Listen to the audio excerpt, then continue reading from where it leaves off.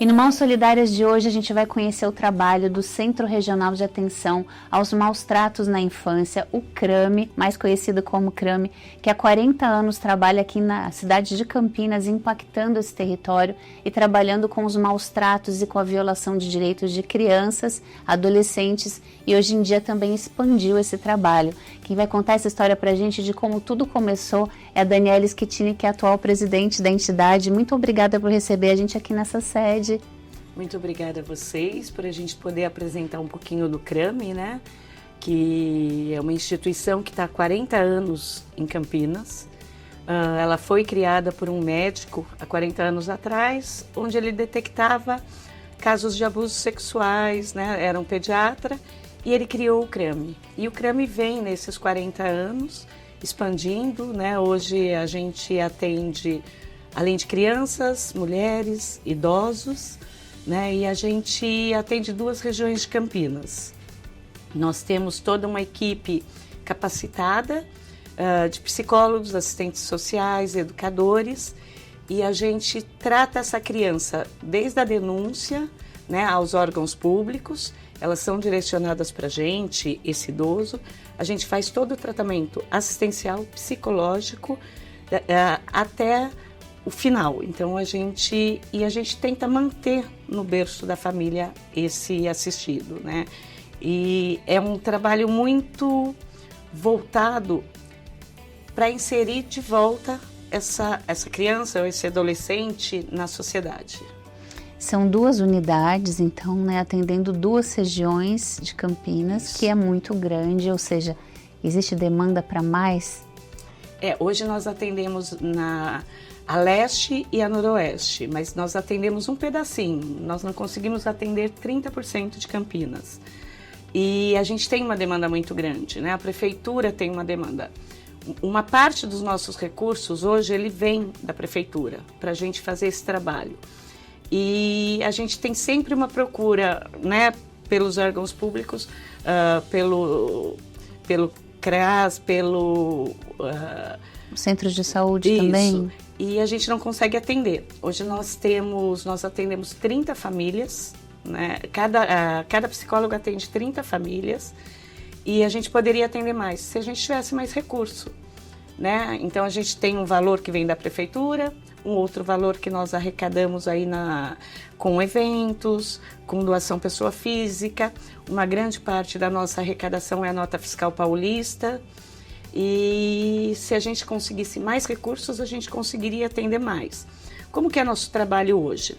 Nós temos um assistente social, um psicólogo e um educador social para cada família, para cada 30 famílias.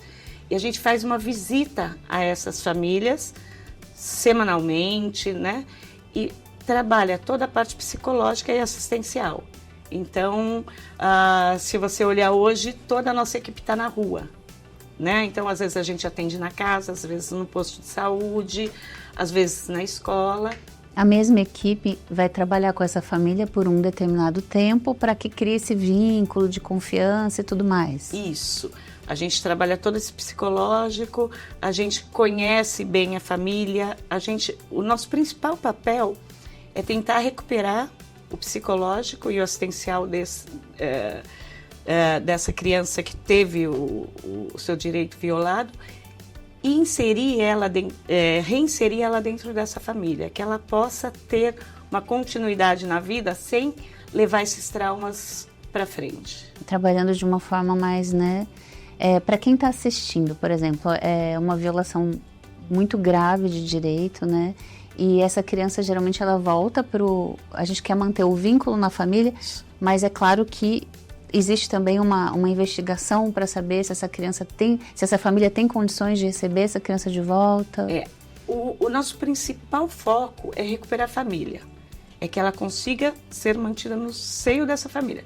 Quando não é possível, quando a gente não consegue tirar o agressor, ou quando ela corre o risco de sofrer de novo esse abuso ou esses maus tratos, aí sim a gente direciona ela para uma casa de passagem, que ela vai ficar um tempo, para uma família acolhedora e, em último caso, para uma adoção, né? E aí ela já vai para uma outra complexidade. Então, essa é a natureza da média complexidade, Isso. então, né? Que a gente fala muito no Mãos Solidárias, de atenção básica, né? Que são aqueles contraturnos onde a criança fica em segurança e tudo mais. Aqui já é um serviço de um segundo nível, então, que é uma média complexidade. Isso. Quando a criança está no contrafluxo, quando uma outra OSC detecta que ela está sofrendo algum abuso, alguma violação de direito, os maus tratos, né? Ela vai ser direcionada ou para a gente ou para uma outra OSC que faça um trabalho parecido. Uhum. Então, daí a gente vai cuidar desse psicológico, desse social. E eu brinco, né, que a gente tem o sonho de que a gente não tivesse mais isso, né? E aí algumas pessoas me perguntam, mas Campinas, né? Campinas, uma metrópole, né? Existe isso? Existe. E isso são os casos que chegam para nós, né? Ainda existem muitos casos que a gente não sabe. E hoje a gente está conseguindo dar uma capacitação para os profissionais de escolas de educação infantil para detectar isso. Para que eles consigam detectar se essa pessoa está sofrendo uma violação, né? Para a gente tentar prevenir. Então, poxa, ele chegou lá, a criança, ela está muito quieta, ela não é uma criança quieta. Então, a gente dá toda essa capacitação para esses profissionais dessas escolas, para a gente, acendeu a luz, a gente tem mais gente para cuidar. E tentar inibir isso, né? Porque assim, se a gente conseguiu... hoje essa criança apanhou. A gente consegue chegar e educar essa família, porque tem muita família que não sabe que não pode, entendeu? Sim. Então, esse trabalho também é muito importante do CRAME e a gente tem dado essa capacitação. Nós capacitamos no primeiro semestre mais de 500 pessoas. Multiplicadores. Que legal. E aí, durante a Dani está aqui há 20 anos, né? É a metade da vida do CRAME, né? Eu sou voluntária aqui há 20 anos, né? Quando eu tinha uma época da minha vida, minha mãe sempre muito voluntária, eu falei, eu quero ajudar em algumas instituições. Eu fui conhecer algumas e um amigo me apresentou o CRAME e eu me encantei. É uma instituição onde as pessoas, a diretoria é 100% voluntária, né? São pessoas que querem cuidar do outro e é muito séria. Hoje nós somos auditados por uma das principais, pela Grant Thornton. Então todo o nosso recurso, ele tem entrada, tem saída auditada. Então assim, uma transparência impecável para que a gente não incorra, né, na falha, porque às vezes não é o problema, mas em qualquer falha que possa deixar qualquer dúvida para a sociedade, principalmente porque a gente usa uma parte de dinheiro público, né? A prefeitura manda um recurso para a gente fazer esse trabalho. Esse trabalho de assistência social, né? Isso. E aí vocês foram percebendo então que não era só crianças e adolescentes, né, nessa trajetória desse médico que teve esse olhar sensível, né? De não dá para cuidar só no hospital depois que já aconteceu, tem que prevenir tudo isso. E aí entrou então o atendimento também a mulheres e idosos. Isso, na verdade, a nossa equipe, nossa equipe de psicólogos, de assistentes sociais, nós já temos uma capacitação para prefeituras externas, pelo conhecimento e pela expertise. E nos últimos anos a gente tem acompanhado muito abandono de idosos, os maus tratos, né? As mulheres, né? A gente vê toda hora caso de feminicídio, tudo isso. E as mulheres, algumas mulheres conhecem poucos direitos, né? Então, há 4 anos atrás a gente criou um projeto que chama Florescer, que a gente cuida dessas mulheres que sofreram maus tratos e a gente tenta capacitá-las para passar isso para a sociedade que elas vivem, e tem sido muito gratificante, porque elas se sentem, esse conhecimento traz vida, né? Elas conseguem reviver. Então, Então elas não sabiam que elas teriam direito a algumas coisas, elas não sabiam que não poderiam maltratar o filho, elas não sabiam que o companheiro não pode tratá-las dessa forma. Então tem sido muito importante. E essa capacitação nessas mulheres, elas se sentem valorizadas, então elas conseguem levar para as outras. Então é um projeto que tem tido muito sucesso, muito sucesso. Maravilhoso, né? Mas é possível, então, resgatar essa família, esses vínculos, através desse trabalho? Não, e a gente tem casos aqui, né, depois a nossa psicóloga vai contar, mas de irmãos que sofreram, né, o abuso, e hoje eles estão super bem. A irmã mais velha assumiu o cuidado desses irmãos, e hoje ela está formada numa universidade, ela tem a profissão dela, e eles estão super bem. Então, assim, dá para fazer, dá para cuidar, né?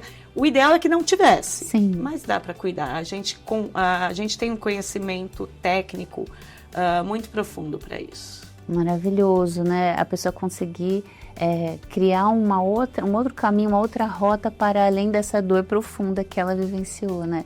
Isso realmente deve incentivar esse trabalho e realmente buscar novas formas de atuação, né? A gente, né, eu gostaria de dizer que é difícil para o CRAMI chamar uma pessoa, fala assim, vem conhecer meu trabalho, porque eu não posso expor essas crianças, esses adolescentes, esses idosos, eles já estão expostos à sociedade. Então, para a gente é muito mais difícil, né, que o nosso sonho é crescer, conseguir atender mais. E é difícil porque eu não posso mostrar, e o que não é visual é mais difícil de arrecadar. Então hoje o nosso sonho é crescer, e para crescer a gente precisa de verba, né? Então quem me conhece sabe que eu organizo alguns eventos, a gente faz uma feijoada, faz uma noite alemã e mais alguns eventos, mas hoje o que nos ajuda muito é a Nota Fiscal Paulista. Então se quem quiser participar e ajudar o CRAMI, né, e conhecer a história, que são 40 anos muito sérios. Então pode entrar no nosso site, lá tem o passo a passo. A nota fiscal para a gente não volta nada, né? E para a instituição vem um recurso muito bom. Então a gente tem conseguido elaborar alguns projetos novos com o dinheiro da nota fiscal. A pessoa está tirando do bolso dela? Não. Ela simplesmente está doando a nota fiscal dela para a gente. Ela já ia pagar esse imposto, só que ele vai direcionado. Eu ia perguntar justamente para quem tivesse dúvida de como fazer essa doação, então tem no site lá, a gente vai colocar. crami.org.br, lá a gente tem o passo a passo.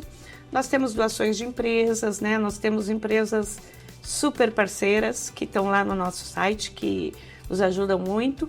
A gente tem a doação pessoa física, né? Depois tem os 6% do imposto de renda, os 3% nas épocas de doação, e a nota fiscal. Mas a nota fiscal é uma coisa que você não sente. Você entra lá, né, na sua nota fiscal paulista, cadastra o nosso CNPJ e vai vir. E o sorteio, se você for sorteado, é seu. Uhum. Então é só aquele, para você vai vir R$1, para nós vem 10. Então é um diferencial muito grande. Faz toda a diferença. E que bom que tem lá o passo a passo de como fazer. Passo a passo, e se tiver dúvida simples. Também, dá uma ligadinha, Isso, né? Pode chamar a instituição, pode nos chamar na rede social, que a gente vai responder na hora. Perfeito. E para quem quiser seguir também Instagram, vocês têm para acompanhar os eventos, CRAMI participar? Campinas, né? Lembrando que o CRAMI, a marca CRAMI é do CRAMI Campinas há 40 anos. Então a CRAMI Campinas no Instagram, no site é cramicampinas.org.br. Maravilhoso. Daniele, muito obrigada por compartilhar essa história com a gente. Vida longa, que não precisa existir, que ele possa ter uma outra natureza daqui a uns anos, né? E a gente vai falar um pouquinho agora com o Mauri, que também está aqui há alguns anos e trabalha ali no coração da entidade que é o financeiro, né? Muito obrigada. Também voluntário, né? Também voluntário. Obrigada pela oportunidade e pelo carinho com o CRAMI, porque obrigada. É muito especial. Com certeza. Obrigada. A cidade agradece, né? E agora a gente vai falar com a Mauri Rossi, que é vice-presidente financeiro da entidade, uma função muito importante para que ela possa executar o seu trabalho com excelência. E o Mauri vai falar também como é que ele chegou até aqui, por que você resolveu ser um voluntário, que é uma coisa tão importante para os programas que a gente cobre aqui no Mãos Solidárias, Mauri. Um bom dia para você, bom dia para a equipe. Eu tenho uma história familiar de voluntariado. Os meus pais, hoje falecidos, mas trabalharam durante muitos anos em Jundiaí, que é onde eles moravam, com diversos tipos de voluntariado, em entidades que cuidavam de pessoas carentes, gostavam de organizar eventos para arrumar recursos, etc. E eu falei, um dia eu vou tentar trilhar esse caminho. Eu conheci o CRAMI através dos eventos, né, da feijoada, CRAMI Fest, e um hoje ex-presidente, ele falou, você precisa ser voluntário do CRAMI. Eu falei, assim que eu me aposentar, a primeira coisa que eu vou fazer vai ser isso. E assim aconteceu, né? Eu me aposentei em fim de 2018, fiz carreira no mundo corporativo, trabalhei muitos anos numa grande multinacional americana em Valinhos e ia começar para aprender esse setor é tremenda novidade para mim, né? E eu iria ser conselheiro naquela chapa. E diz que a gente precisa tomar cuidado quando a gente é convidado para comer uma pizza. E uma semana, 10 dias antes da eleição, eu fui convidado para conversar com o presidente da época, o novo presidente que iria assumir e o vice-presidente. E eles colocaram que eles estavam com um problema na área financeira, que a pessoa que iria assumir tinha desistido. E, de repente, eu comecei o meu voluntariado nessa função tão importante, com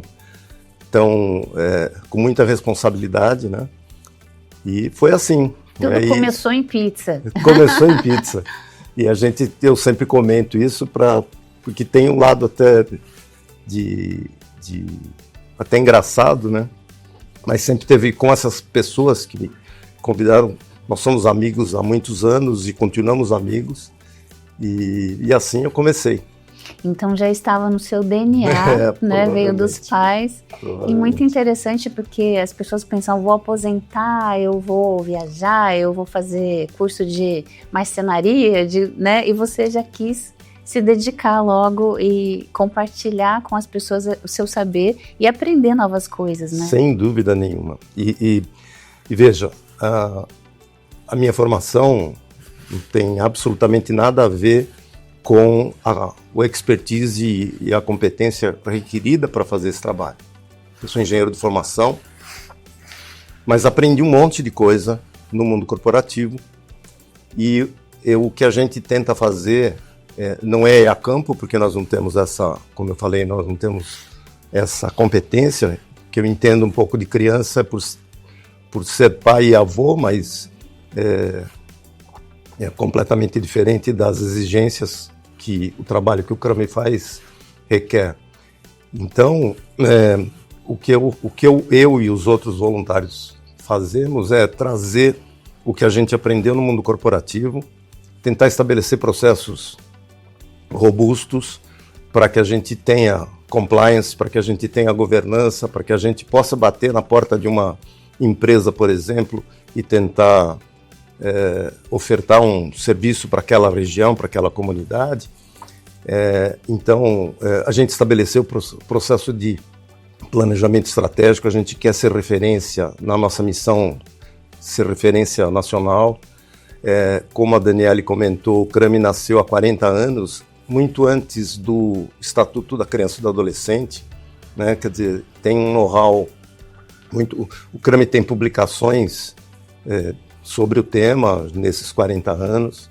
Então a gente se preocupa com a governança, embora o CRAMI seja uma entidade sem fins lucrativos, ela tem processos de compras, processos de negócio, processos de recursos humanos, processos de como tratar com um banco, como tratar com a prefeitura, como tratar com as prestações de conta, como tratar com a contabilidade.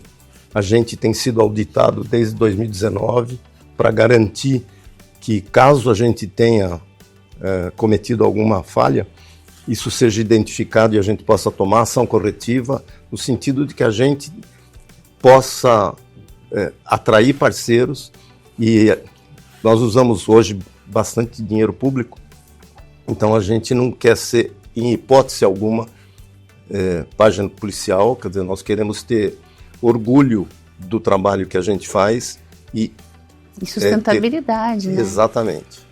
Então, hoje são 31 funcionários que vocês têm? São 31 funcionários CLT e 14 voluntários. Voluntários que existem outras pessoas que fazem eventualmente algum trabalho, mas dentro do estatuto nós estamos com 14 voluntários frequentes. Né? Para atender, a Daniela explicou para a gente, né, que uma equipe atende uma família por um tempo, mas são quantas pessoas alcançadas pelo trabalho do CRAME? São nessas 300 famílias que a gente atende, isso chegam a quase 2.000 pessoas, uns 800 a 900 crianças e adolescentes. Depois, às vezes, a própria, por exemplo, a mãe acaba sendo atendida, idosos. Então, no total, aproximadamente umas 2.000 pessoas. É muita gente sendo impactado, né? É muita gente. E a maioria, hoje, você sentiria que o CRAME conseguiria até oferecer consultoria para outras OSCs que precisassem desse desenvolvimento, dessa noção mais estratégica? Sem dúvida. A gente já fez qualificação para várias outras entidades que usam. A gente, como a Daniela falou, isso é marca registrada de Campinas. CRAME é marca registrada. A gente ainda não estabeleceu qual seria a melhor estratégia para abordar essas outras entidades, que também fazem um bom trabalho em outras cidades. E o CRAME já, por muitas vezes, ele presta serviço de qualificação das equipes, né? Porque o know-how que a nossa equipe tem, sejam eles os psicólogos, os assistentes sociais e os educadores, eles acumularam muita experiência e eles podem dividir, multiplicar esse know-how. E como a gente já falou, então, hoje vocês têm estrutura, expertise para crescer. Com mais recursos, vocês poderiam atender mais pessoas e existe demanda reprimida, né? Sem dúvida nenhuma. Sem dúvida nenhuma. Cidade de Campinas. E isso faz parte do nosso planejamento estratégico. Uhum. Então, querem crescer. A gente gostaria que não precisasse realmente, sem né? Dúvida. Que fosse uma outra demanda, que fosse uma academia, que fosse uma outra coisa, né? Mas ainda precisa, infelizmente, e tem que ter esse apoio da sociedade também para poder expandir, né? Exatamente. E veja, quando a gente fala em maus tratos, a primeira coisa que a gente vem na nossa mente é um abuso sexual, é uma surra, um espancamento, mas a gente vivencia muitos problemas, a começar por negligência. Então, crianças que são colocadas no mundo e são negligenciadas com relação à saúde, com relação à educação, com relação à alimentação. Então, são seres humanos indefesos, né, que são colocados no mundo e são negligenciados. E geralmente essa negligência são dos pais. Uhum. Então, o maus tratos começa com negligência. Uhum. E às vezes está do nosso lado, né? Às vezes a gente acha que negligência acontece só lá na periferia. Não, mas negligência existe em todo lugar. Seria um maus trato, uma violência passiva e ativa também, exatamente. Né? E um ponto importante que você tocou, e eu ia até perguntar, sobre isso. A gente vincula muito as regiões mais periféricas, onde as pessoas não têm informação, não têm acesso a equipamentos públicos com facilidade, mas isso acontece em todos os níveis sociais, sem dúvida, classes econômicas, e vocês atendem a todas as pessoas. Nós atendemos hoje a região leste, que tem, aqui onde nós estamos, né, atrás da Hípica, atrás do shopping, tem Sousas, Joaquim Gílio, que são bairros nobres da considerados cidade. Bons, né, considerados de classe média para cima. mas atendendo também a região noroeste, que são bairros mais periféricos, mas os problemas acontecem Por diversos motivos, inclusive. e né? do nosso lado. Sim. Bom, Amaury, agradeço demais você ter compartilhado sua história com a gente.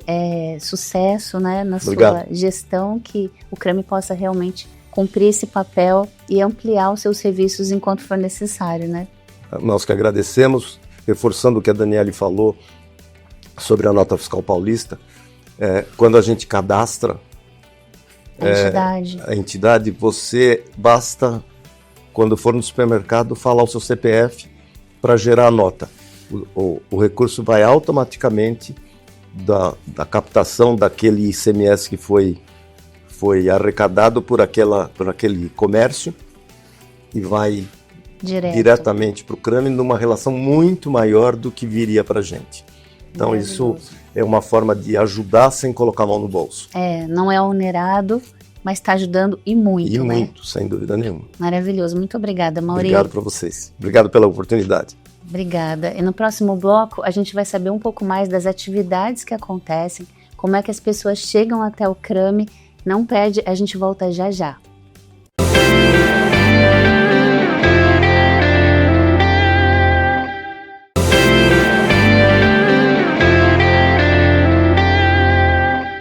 De volta para o segundo bloco do Mãos Solidárias de hoje, falando do Centro Regional de Atenção aos Maus Tratos na Infância, o CRAMI, que funciona há 40 anos na cidade de Campinas, trabalhando com a violação dos maus tratos a crianças e adolescentes. Agora a gente vai falar com a Alessandra Saldanha, que é coordenadora, e vai explicar como é que as pessoas chegam até aqui, que atividades acontecem. Muito obrigada, Alessandra, por receber a gente aqui na sede.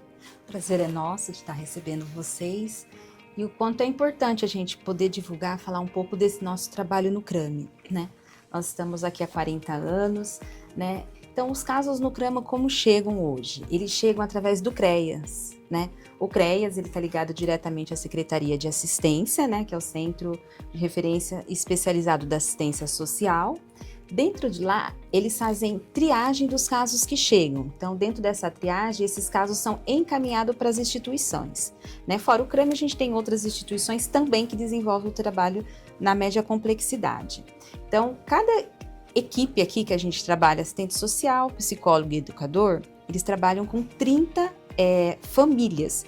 Dentro dessas 30 famílias, uma família aí às vezes chega com 10 pessoas, com 12, então uma família a gente tem esse número aí. Então, o CREAS, ele encaminha para o CRAMI, e isso o CRAMI, ele só recebe quando ele tem uma vaga, dos 30 casos, então eu preciso ter vaga para receber um caso. Eu não posso ter o caso 31 na minha planilha, porque nós somos pagos para receber 30 casos cada equipe. Então, os casos chegando, então eles chegam para a coordenação técnica, né? Nós temos 2 coordenadoras técnicas, uma na leste e uma na noroeste. Elas recebem esse caso, né? Elas fazem leitura, elas tomam conhecimento do, né, o motivo que o caso chegou, e aí elas encaminham para a equipe, né, para assistente social, para psicólogo, para educador.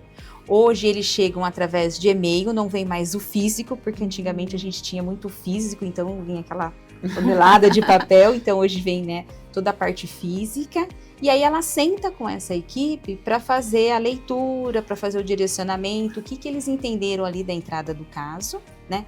Dentro desses casos, então, vem violência física, negligência psicológica, violência sexual, tem chegado também bastante para a gente.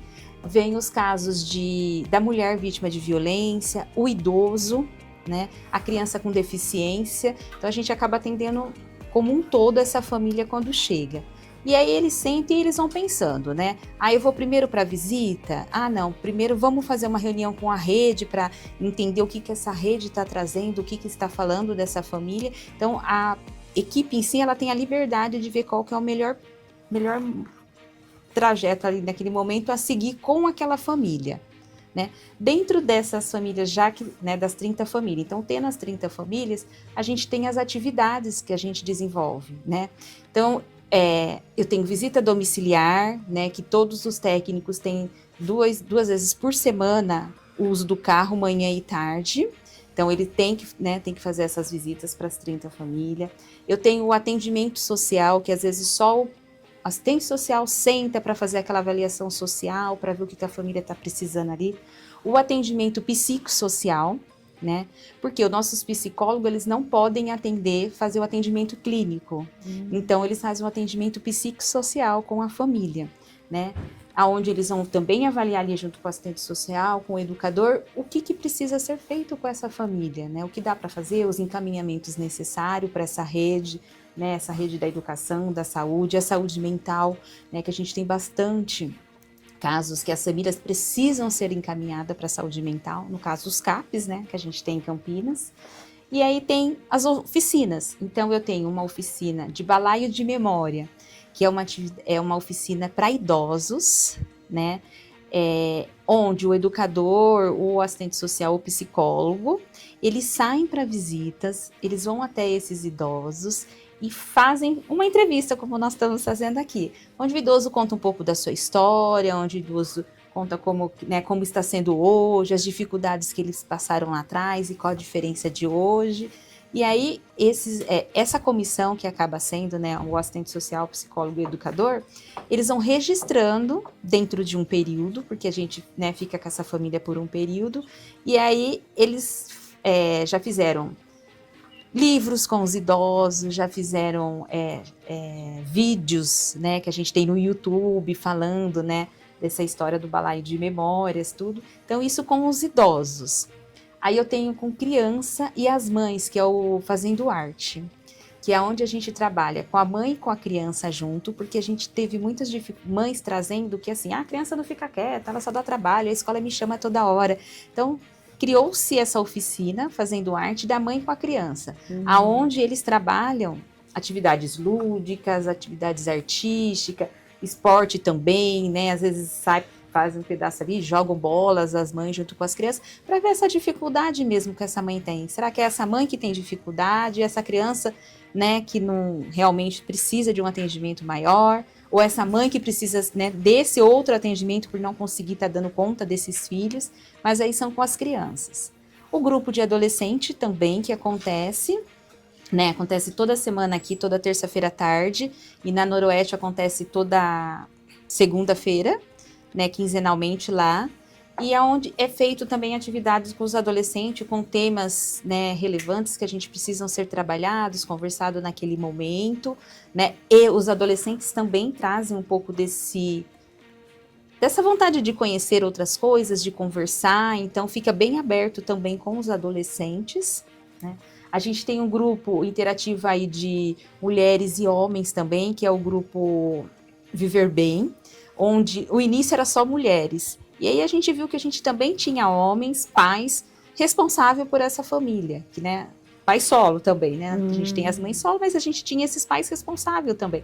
E a gente chamou, na qual eles também participam dessas atividades, né? Então trazem temas também que a gente precisa trabalhar, às vezes questão de emprego, com uma dificuldade, não consegue, como que faz um encaminhamento, então a gente trabalha também a questão de como ir para uma entrevista de emprego com eles que apresentam essas dificuldades. Nós temos o jiu-jitsu, que acontece somente na região noroeste, né? A gente usa um espaço cedido lá, que é o Céu Florence, e lá a gente atende tanto o público do CRAMI como a comunidade, porque a gente está usando um espaço emprestado, então a gente fez essa parceria com o Céu, e a gente no início só tinha crianças e adolescentes, hoje a gente conseguiu abrir mais um dia, então a gente faz de quarta e quinta lá o jiu-jitsu, e aonde as mães e os pais também estão indo, né, para fazer, né? Então às vezes eles falam, mas é que meu filho está na escola, posso vir nesse horário então para o jiu-jitsu? Então a gente conseguiu trazer, então a gente também tem esse público adulto também fazendo parte, e sempre a gente trabalhando com eles essa questão do jiu-jitsu social, né? Não a questão somente da luta, mas a questão social mesmo, como a criança pode se defender, né? Então a gente tem um número bem grande de crianças e adolescentes, acho que é a oficina que dá um boom maior, que né? legal. E aí a gente tem o educador, que no caso que cuida dessa parte, né? Mas dentro do jiu-jitsu. mesmo sendo da comunidade, trouxe uma demanda, tem essa troca, né, com o pessoal que fica lá, o CRAS, que também fica no espaço ali, de levar para eles, olha, essa pessoa da comunidade trouxe essa demanda, né, o CRAMI não consegue. Porque a gente consegue atender somente os que chegam pra gente, né, que são aí as 30 famílias, tudo, mas a gente não consegue atender o outro, né. Aqui a gente tem muita demanda espontânea da comunidade que vem aqui, então a gente atende, a gente orienta e encaminha aonde a família precisa ir, mas nós mesmos não podemos atender. Né? Ou seja, é um braço que o poder público não consegue, né? Tá mais do que provado já, tanto pela expertise, que é um processo, né? São 40 anos fazendo isso, tanto pela questão de recurso, de estrutura. Então, essa parceria é muito necessária do terceiro setor, né? Muito. Às vezes as pessoas não têm noção do que o terceiro setor impacta para principalmente as pessoas que não têm condições de acessar os serviços, né? Muito. E aqui, acho que o número de demanda, essa demanda que bate aqui no CRAMI é bem maior do que lá na Noroeste, né? Eu acho que hoje no espaço que nós estamos na Noroeste, a comunidade é um pouco diferente, e aqui já não. Aqui a comunidade reconhece os nossos espaços e bate mesmo, eles batem para pedir informação, para pedir uma ajuda, uma orientação, né? Então, ultimamente tem chegado bem próximo daqui, porque a gente está com o centro de saúde que agora inaugurou, né, vizinho nosso ali na esquina descendo. Então, eles batem aqui para saber a informação, o que é o CRAMI, o que está fazendo. Então, acho que assim, a gente começa a aumentar também uma parceria aí, né, dentro da região leste, mas na Noroeste também a gente tem a gente tem 210 famílias lá, né? Então chega aí em torno de umas 800, 900 pessoas passando pelo CRAMI. Alcançadas. Né? Alcançadas. E vocês trabalham muito também com essa escuta do que vem, né? De qual é a Sim, necessidade, e a muito. partir disso vocês vão pensando na Vamos, estratégia. É quase uma alfaiataria social. Isso. A estratégia é sobre demanda mesmo. Sobre a demanda que chega, né? E a demanda nossa, e ela é grande, o que a gente sempre conversa para dentro da equipe, nas reuniões, né, nas supervisões que a gente tem, de que nunca chega um caso bom pra gente, né? Quando chega é sempre um caso assim, vamos cuidar, mas nunca tem. Porém, tem casos que saem com sucesso, né? Que a gente consegue reconhecer, né? Quando aquela família ela vai, como a gente fala, para ter alta, né, do serviço, é uma família que a gente conseguiu, né, ressignificar aqueles vínculos, a gente conseguiu trabalhar, né? E para a família seguir e ter sucesso. Tem casos que a gente nem precisa encaminhar novamente para a proteção básica, porque a família vai dar conta, né? Agora tem casos que a gente reencaminha novamente para a proteção básica para voltar a cuidar daquela família. É um trabalho realmente de formiguinha, né? Sim. E as famílias ficam em média quanto tempo com vocês? Por volta aí de uns 2 anos. Uns 2 anos. Isso. E aí vocês sentem que esses 2 anos é um tempo... Para algumas famílias a gente avalia que sim, né? Que conseguiu, mas tem famílias que às vezes a gente fala, não, ainda não dá. Precisa de um tempo maior. Aí estende um pouquinho. Isso. Principalmente quando a violência vem maior, né? A violência física, né? A negligência, a gente sabe que, assim, a negligência ela é grande também, né? A gente trabalha com essa questão, a gente tem um cuidado muito grande, até mesmo quando discute casos de negligência, que às vezes não é caso já de acolhimento, porque aquela mãe não tem uma cesta básica, não tem uma comida. Não é um caso, né? Vamos trabalhar, vamos ver o que a rede pode dar de suporte ali, mas tem casos que nem a violência física, onde às vezes a criança chega marcada, a mulher, né? Que aí o trabalho é maior, né? O atendimento tem que ser, né? Aquele atendimento que poderia ser uma vez por semana, não dá, às vezes é 3 vezes na semana que eu preciso atender aquela família. Então, das 30 famílias, a gente sempre fala que tem, né, o equilibrismo do prato. Porque você tem uma aqui, deixa rodando, e vamos para outra, né? A gente vai rodando, porque assim, ao mesmo tempo que ela tá tranquila, outras não estão. Outras não estão, ou ela volta com alguma coisa, com uma demanda maior, né? Então a gente faz. E assim, né, de segunda a sexta, a gente, né, tá aí atendendo essas famílias, né?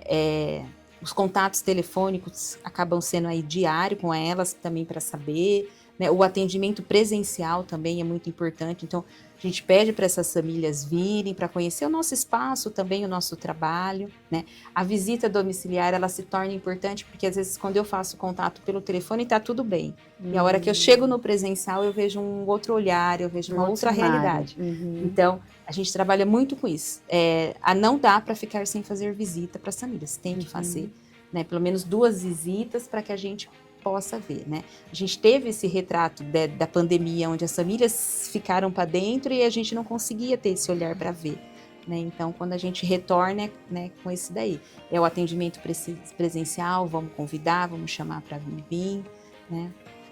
E também tem a gente também tem os parceiros que, né, contribuem com doação de cesta básica, né, para a gente entregar para essas famílias, né, que contribui aí. A gente teve uma festa junina que, né, teve um parceiro grande aí que bancou a festa junina para o CRAMI e a gente pôde atender essas famílias, né, fazer alguma coisa diferente, porque tem famílias que não sabem. Às vezes a gente chama, dentro das oficinas, vamos fazer um lanche diferente. Eles não sabem o que é um lanche diferenciado, o que é uma coisa.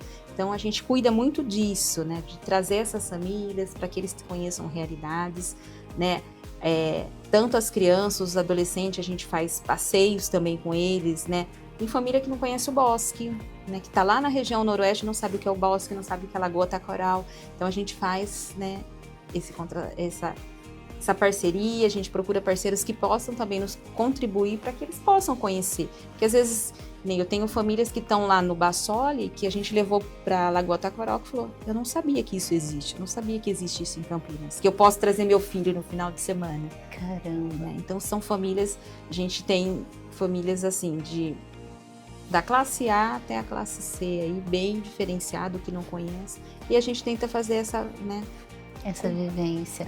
Ouvindo você falar assim, parece quase uma prática de ensinar a viver mesmo, né? Sim. As famílias, como tanto na questão estrutural quanto na questão emocional, né? Sim. Alessandra, a gente falou então das oficinas e a gente acompanhou então a oficina de jiu-jitsu, vai compartilhar com o pessoal como é que é a importância desse trabalho e a gente já volta.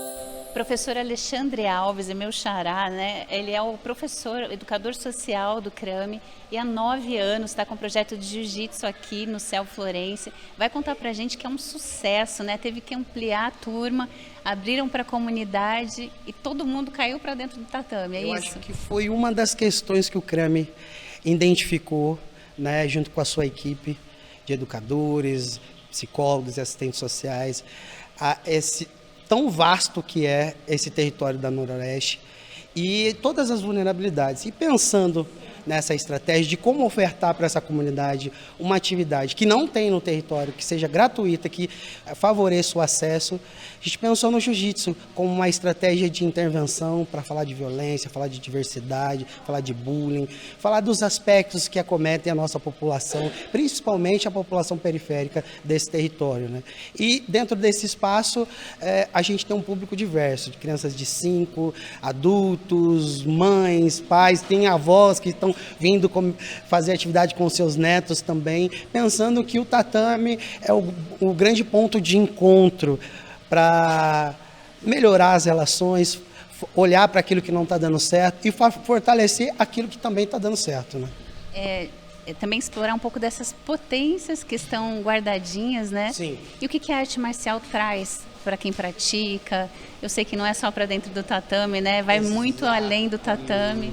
Uma das coisas que a gente fala muito aqui, que é um jiu-jitsu para além do tatame, né? Um jiu-jitsu para a vida. Então, aspectos como organização do espaço, né, cuidado do espaço. Então, hoje essa turma chega, eles mesmos montam os tatames, eles limpam, eles cuidam. Se você observar, tem todos os chinelos organizados, uma regra muito simples, dentro do tatame não se fala palavrão. Então, é algo que, aos poucos, a gente vai conseguindo modificar. E um dos detalhes também, que a gente já, logo de cara, para quem vem para o nosso espaço aqui, para o nosso projeto de jiu-jitsu, é a questão da higiene. Então, a gente é uma das primeiras regras, cuidado com a higiene, e ao longo do processo a gente vai podendo trazer essa família para esse espaço, para poder olhar o que tem de bom dessa criança, que às vezes está muito esquematizada, ali, né, um garoto problema, e a gente traz e tentar reverter um dos aspectos que a gente tem uma boa interlocução com a escola. Então a gente recebe muitos encaminhamentos da escola para o espaço do jiu-jitsu, tendo a possibilidade desse garoto ou dessa garota ou desse participante refazer a sua relação com o espaço escolar, que às vezes estava um pouco difícil, vem para o tatame, consegue controlar os seus impulsos. Um dos aspectos que é da questão da saúde mental, muitos meninos e meninas com questão de ansiedade, transtornos do sono, e dentro desse aspecto o jiu-jitsu dá essa boa condição para que melhore, né? E ao longo do processo, a gente também vai vendo os impactos, que é para dentro da família. Melhora a relação com o pai, melhora a relação com a mãe, com as pessoas que são de liderança, que é uma das questões que a gente trabalha aqui com as temáticas durante todo o ano. É o poder do tatame, né? O poder indireto do tatame, né, professor? Exatamente. A gente faz coisas maravilhosas, brilhantes dentro desse espaço e com um recurso muito simples, que acho que é uma iniciativa, uma ação muito afirmativa que o CRAME vem investindo em cima disso e tem colhido muitos dos frutos que essa molecada que hoje sai daqui, vai para a faculdade, vai para os cursos técnicos, né? Eu falo que o jiu-jitsu aqui é um grande banquete. Vem, se serve um pouquinho, se alimenta, se fortalece, né? Fica mais confiante para a vida e vai para a vida. E o legal de estar 9 anos no mesmo horário, no mesmo espaço, que ele pode ir e voltar o tempo que quiser, é um espaço aberto. Sempre. Maravilhoso, né? E a gente vê que as mães, os pais e as mães, elas torcem muito junto, inclusive praticam às vezes, né? Exatamente. Eu falo que um dos termômetros é saber que o jiu-jitsu invadiu a casa das famílias, né? É a mãe se preocupando, olha, hoje tem dia de treino, professor, meu filho não vai conseguir hoje porque tem tal compromisso. Então essa comunicação é sempre muito direta, né? E os impactos também. Nossa, professor, eu estava desistindo do meu filho e com o jiu-jitsu eu vi que eu mudei a minha ideia. Hoje eu estou investindo mais no meu filho a partir de uma estratégia metodológica dentro de um território vulnerável, que é o jiu-jitsu. Eu vi o meu filho de uma outra maneira. Então, coisas brilhantes que a gente tem, que essas mães, o trabalho com elas também é muito significativo. A potência que elas devolvem para dentro do tatame, torcendo para os seus filhos, fazendo, vamos lá, você consegue sair dessa posição, não aceite, né? Isso são palavras de incentivo. Ao longo do tempo, isso fortalece muito a autoestima, né? Para essa molecada dá muita confiança, para que eles estejam no mundo, né? Fazendo faculdade, fazendo curso técnico, trabalhando, se relacionando de uma forma mais saudável com as pessoas e se alimentando um pouquinho do que o jiu-jitsu tem de melhor para entregar para esse povo, né? Vira um mantra, né? Então vamos ver um pouquinho como é que é? Vamos embora, vamos mais um pouquinho. Acho que fica atento aí, gente. Tem mais. Agora a parte da graduação, que é o processo de reconhecimento da evolução de cada um. Que não é só evolução para dentro do tatame, né? É uma evolução para fora dele, para a vida. Então, como que está na escola, como que está em casa, melhorou, está ajudando mais, está sendo mais participativo, professor aqui de tempos em tempos bate aqui para conversar, né? Então, o jiu-jitsu é um grande ponto de encontro para todos os serviços do território. O centro de saúde encaminha, a pediatra encaminha as crianças para cá, que precisam fazer uma atividade física, que está com questão de sobrepeso, de ansiedade, está com dificuldade de se regular, e o jiu-jitsu tem essa ferramenta para entregar para esse povo. Obrigado. Tamo junto, valeu. A Silmara Mesquita é mãe aqui de 2 praticantes de jiu-jitsu, mas ela também praticou, por isso que ela fica ali, ó, inquieta, torcendo para todo mundo. É isso mesmo, Silmara? Chegou a praticar um pouquinho? Eu fiquei, eu acho que quase 3 anos com o Maribondo no projeto aqui. O que você achou do projeto? Foi bom? Por que você parou, teve que parar, né? O projeto é maravilhoso. É maravilhoso. Assim, é autocontrole, né? A gente entra aqui, a gente acha que não consegue, aí depois a gente vê que consegue, a gente vê que pode ir além. É isso. Todo mundo tem o seu nível de jiu-jitsu, é só começar. E como ele ensinou hoje. E você também fazia? Fazia. Conta pra gente como é que você gosta de praticar, por que você deu uma paradinha? Eu teve umas paradinhas para fazer alguns e eu já derrubei o professor uma vez. Como é que foi essa sua emoção? A gente estava lá na outra sala, ele estava treinando comigo, eu tinha derrubado ele. Você gosta de Gil? Amo. E na escola te ajuda, assim, a ficar mais tranquilo, mais concentrado? O que você achou que ajudou, assim? A ficar mais calma. Mais calma. E você fez amigos aqui? Fiz. Os amigos que eram da minha mãe virou mês. Virou amigo de todo mundo, né? Recomenda jiu-jitsu para todo mundo, então? Sim. Independente se é aqui no projeto social ou fora, pratique. Além de ser uma defesa pessoal, como o professor sempre ensina a gente, é autocontrole, é convívio. É pra vida. É pra vida. É um estilo de vida. É um estilo de vida, jiu-jitsu. Obrigada. Eu que agradeço, Alexandra. A Andrea também é mãe do Arthur, que pratica jiu-jitsu, e ela já tá sendo picada pelo bichinho, já tá querendo vir pro projeto também, né? Conta pra gente. Eu gosto muito do projeto. O Arthur se desenvolveu bastante, né? Que o professor é ótimo, o mestre bom. Ele era uma criança que não tinha muito contato, e como é uma luta de contato, ele tem mudado muito, foi muito importante para ele. É um amadurecimento emocional também, social. Muito, muito bom mesmo. Tá praticando há quantos anos? Ele vai fazer 2 anos já do projeto. Então já dá para ter um bom parâmetro aí, né? Já tá até mudou de faixa, já tá com a faixa laranja, que é a última da categoria dele, da idade, né? É um orgulho para a mãe, né? Muito orgulho, tenho muito orgulho. E ela estava ali assistindo, mas estava participando, né? Dando um toque daqui e vibra junto. De repente vai fazer parte do projeto também? Sim, eu sou a que mais dou trabalho, que eu tenho a dificuldade de estar olhando e é empolgante também, né? Ficar imparcial é difícil, né? Não tem como, você participa. Obrigada, Andréia. Obrigada. Nada, viu? Sofia, você estava lutando bravamente no tatame, eu vi. Conta pra gente, quanto tempo você pratica jiu-jitsu? Se você gosta, já tô vendo por esse sorriso lindo aí que você gosta muito, né?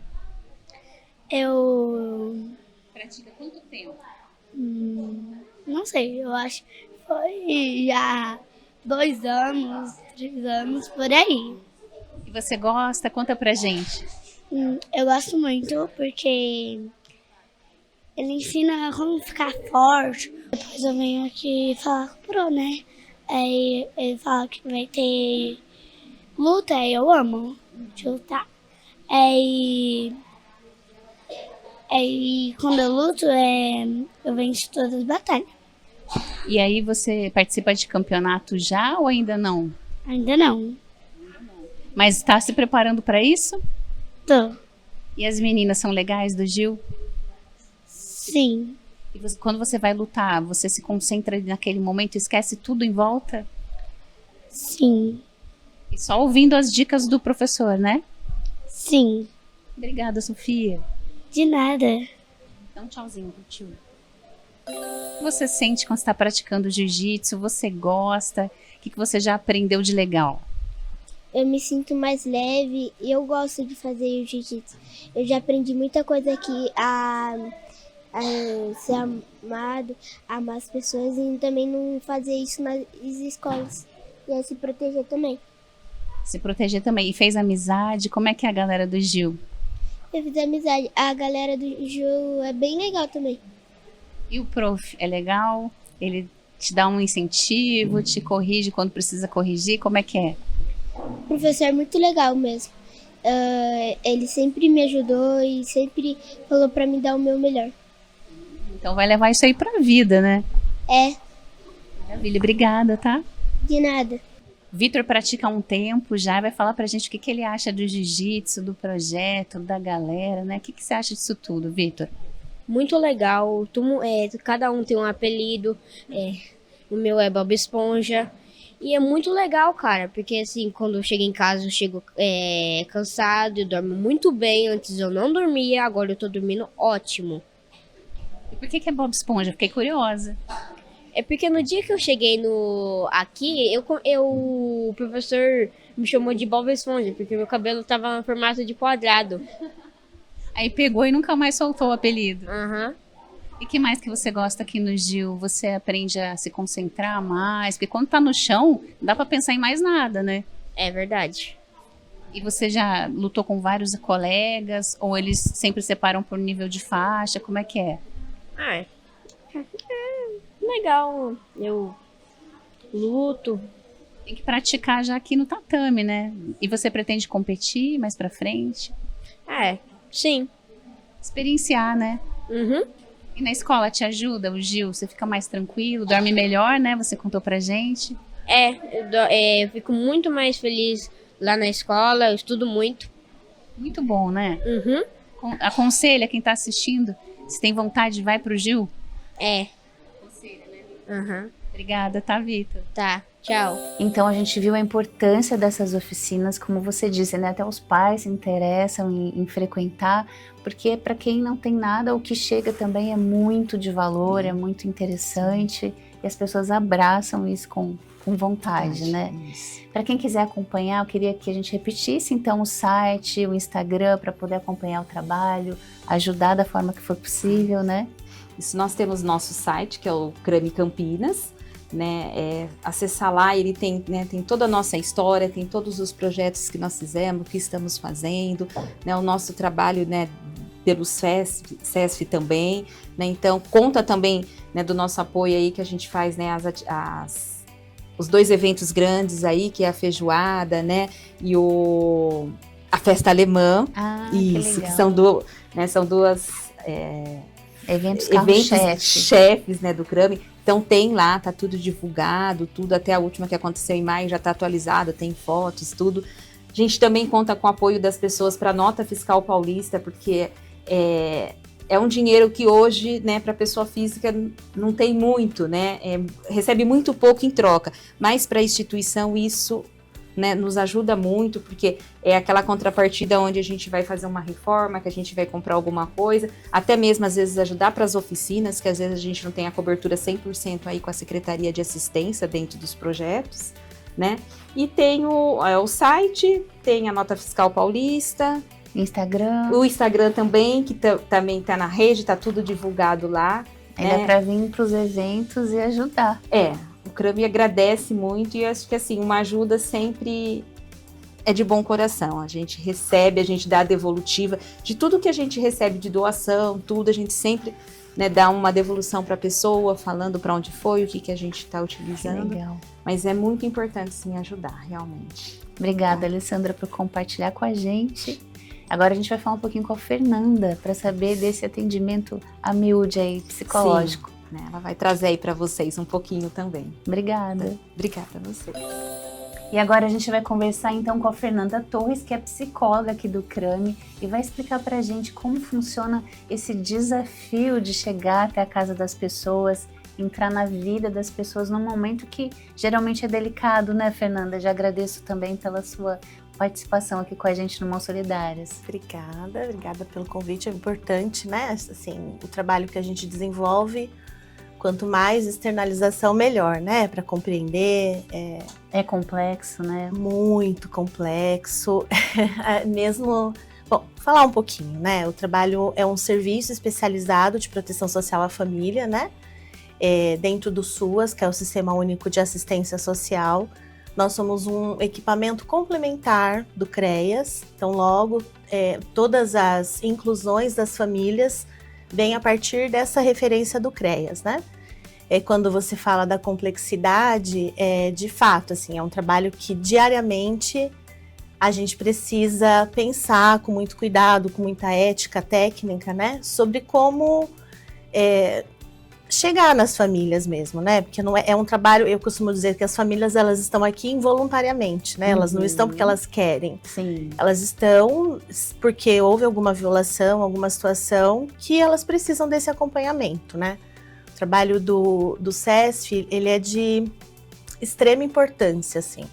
Geralmente, eu também penso de que talvez tirar um pouco dessa centralidade só do psicólogo, né? Porque há uma tendência de que a gente fala, o trabalho do psicólogo, mas é um trabalho que existe porque tem uma equipe multidisciplinar mesmo, né? Junto com o assistente social, da importância da educação social, porque é um trabalho que nós temos essa referência de equipe, então não é um trabalho da dupla, é um trabalho dessa equipe, né?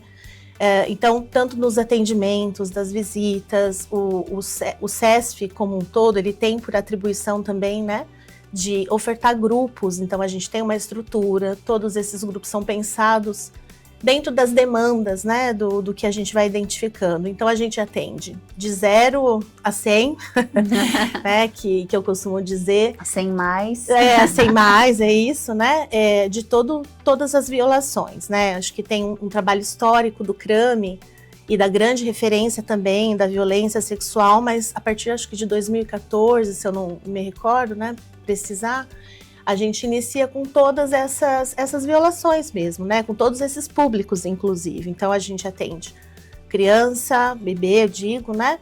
Adolescente, pessoas com deficiência, mulheres vítimas de violência de gênero, idosos. Então, é um todo, né? O leque abriu. Muito. Você acha que a vulnerabilidade, ela está sendo mais mostrada, ela está mais explícita?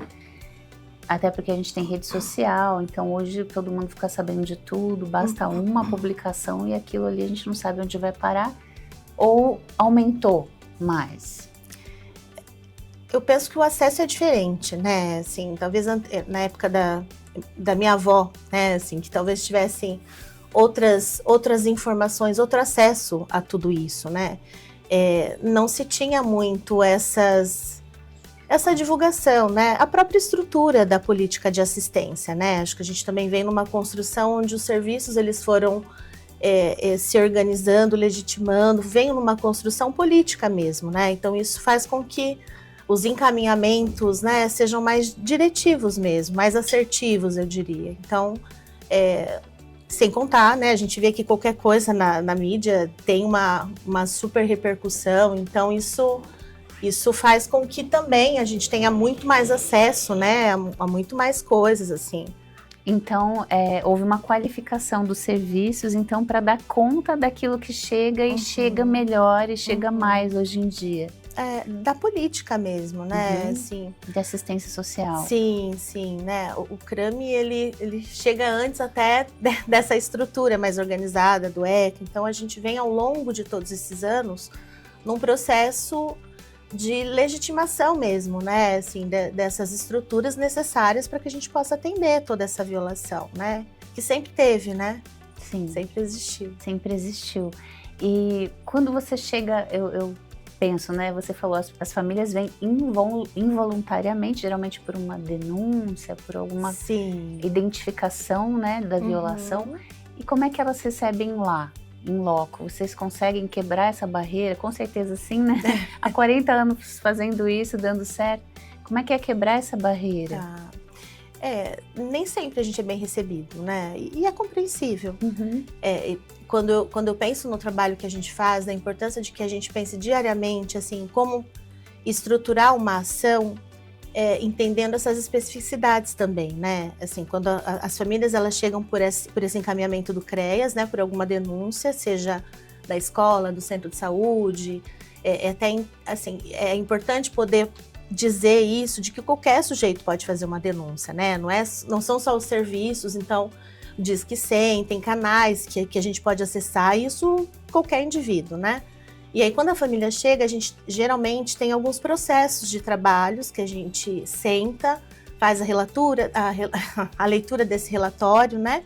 E aí a gente vai pensando dentro a equipe de referência, então não é só o psicólogo, não é assistente social, mas o educador também. Então sempre nós três, né? E aí a gente pensa nessas ações. Qual vai ser a abordagem, se é necessário antes um trabalho intersetorial, porque o trabalho do CESF ele não pode ser solitário, né? A gente faz um trabalho, além dessa multidisciplinaridade dos indivíduos que trabalham aqui, dessa intersetorialidade, né? Então, a gente faz essa articulação com a educação, com a saúde, às vezes até antes de fazer uma visita para a família, então depende muito desse caso, assim, do caso especificamente. Já teve situações, a gente fazer visita e a família falou, olha, eu não quero que vocês venham, eu não vou falar com vocês, né? E a gente tem que repensar sobre como será essa abordagem, Às vezes a gente demora, é difícil precisar, né? Mas eu diria assim, não vai ser na primeira, na segunda, na terceira visita domiciliar, né? Então isso depende muito de como também é essa receptividade, né? Na maioria das vezes, eu diria que a gente pensa em possibilidades de tentar quebrar um pouco, né, essa resistência, assim, porque é natural, né, gente? A família ela já está fragilizada por toda a dinâmica, né, do que acontece. Daí chega pessoas que ela nunca viu e aí a gente não costuma, eu brinco assim, né, que a gente não costuma chegar ditando regras, porque a gente precisa entender também, né? Então, há uma sensibilidade, assim, dentro desse trabalho, que é diariamente também a gente pensar sobre o nosso juízo de valor, porque é muito tênue, né, assim, de você ver uma situação de uma violência sexual com uma criança e de repente você vai fazer visita com a genitora e o abusador está no mesmo espaço. Então é um trabalho que desafia a gente diariamente também, né? Com os nossos próprios monstros. Sim, porque eles precisam sentir essa escuta sem o julgamento para poder quebrar essas barreiras e tudo mais. E eu queria que você contasse um caso pra gente de como foi do começo até o fim. Tem algum caso que você tenha se destacado e que você fala, realmente essa metodologia foi bacana, deu certo aqui? Tem números, né? Que bom, né? Eu poderia ficar aqui o dia todo, assim, conversando, assim. Tem um caso, assim, que talvez seja bem interessante numa perspectiva psicológica, né? De uma adolescente muito jovem que foi violentada. Tem uma questão, né? Um ponto que a maioria dos abusos é intrafamiliar por um tio e ela engravida. E quando chega, né, para inclusão no CESF, já tinha um envolvimento de outros serviços, da escola, de um serviço de fortalecimento de vínculo que ela frequentava. Então a coisa estava bastante intensa, assim, era recém-descoberta a gravidez dessa jovem, também tinha uma irmã, duas irmãs, uma de 7 e uma de 10 anos. E aí teve todo um processo junto com a rede, né, para pensar numa proteção imediata, porque nessa ocasião ainda eles moravam vizinhos, e aí acontece o acolhimento dessas meninas, e aí eu prezo de como foi a continuidade, assim, de como a gente continuou acompanhando essa mãe, uma mãe solo, uma mulher pobre, preta, né, assim, da periferia, e aí nós, né, como CESF, a gente permaneceu no acompanhamento para fazer alguns redirecionamentos mesmo, assim, né, do que ela entendia, do que tinha acontecido, sobre o risco que as meninas, né, o motivo inclusive delas terem sido acolhidas. E foi um trabalho muito interessante, assim, né, porque não é um trabalho rápido, não é um trabalho imediato, né, às vezes a gente tem famílias que estão na 3ª geração dentro da assistência social. Então, como pensar em romper o que é essa violência, né? O trabalho do CESF é de poder fortalecê-los para que não se tenha esse rompimento, né? E aí nós ficamos em muitas articulações, né, com a rede, nesses atendimentos, assim, na reorganização, inclusive financeira dela, né, do que era possível. E depois de 7 meses, relativamente pouco, né, as crianças voltaram, o adolescente voltou para a mãe. E foi um trabalho que eu digo, qualitativamente, foi bem interessante, assim, né, da possibilidade da gente reorganizar junto com essa mãe, né, de outras compreensões também do que era violência, do que era desproteção que ela, estrutural, também passava, né, então foi um caso bem interessante, mas tem um monte de coisas. Conseguiu ter o bebê assim. E tudo? Teve o bebê, assim, logo que volta para casa. Aí vem outras demandas, sim, né, assim, de recursos. Então a gente também foi mobilizando essa mobilização, né, de tentar suprir uma necessidade que era urgente, né? Sim. Mas tem casos super desafiadores, assim, de violência de gênero, né, de mulheres que sofrem há 10 anos, enfim. Mas 10 anos. No mínimo, né, assim.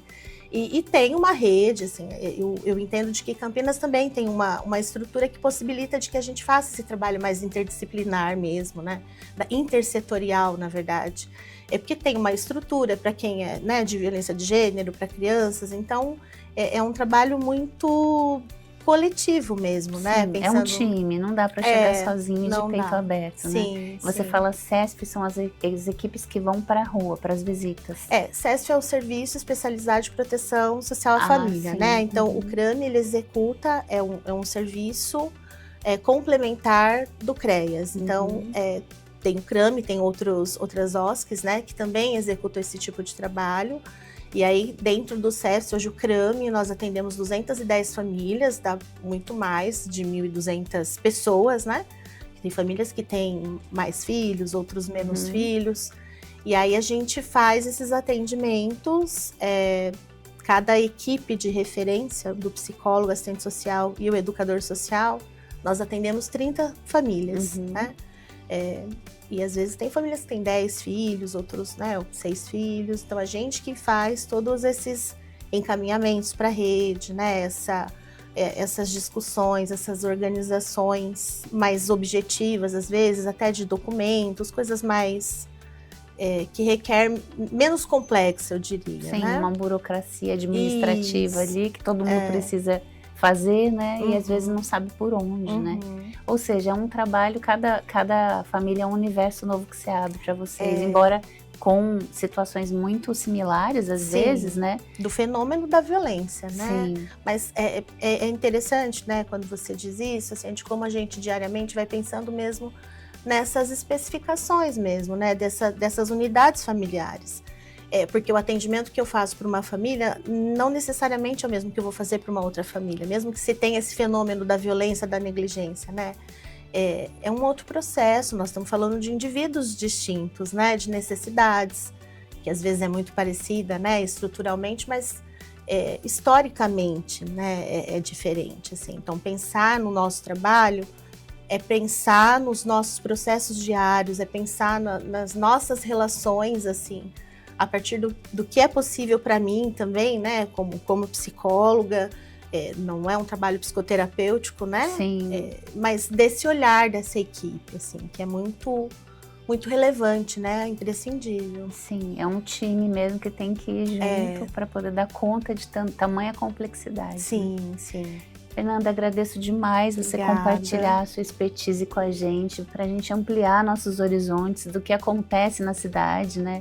Campinas tem muito, realmente, esse olhar assistencial e precisa ter mesmo uma cidade que cresceu muito, vem muita gente de fora, a gente já tinha as vulnerabilidades históricas aqui e a gente recebe também diariamente por ser uma cidade grande, referência de uma região metropolitana, né? Então, parabéns pelo trabalho de vocês. Obrigada. E que vocês possam dar conta de atender mais e mais pessoas. A gente conversou sobre isso, tem estrutura, tem expertise, que vem os recursos para que a gente rompa com esse ciclo de violência, né? Sim, sim. Construa um outro futuro, né? E da possibilidade, né, assim, de muitos ressignificados, né? E de que a gente realmente, assim, entenda a importância, né, do que é uma política de assistência social, assim, né, como o do SUS, mas da essencialidade disso para as famílias, né? Para a sociedade. Para a né? sociedade. Uma sociedade saudável. A gente espera, né? É um trabalho de formiguinha. Muito obrigada. Obrigada a você. E para você que assistiu esse programa, teve essa aula de assistência social, gostou, quiser compartilhar ou rever, é só acessar o YouTube da TV Câmara Campinas e buscar por Mãos Solidárias hoje aqui no CRAMI. Muito obrigada pela sua companhia e até o próximo sábado.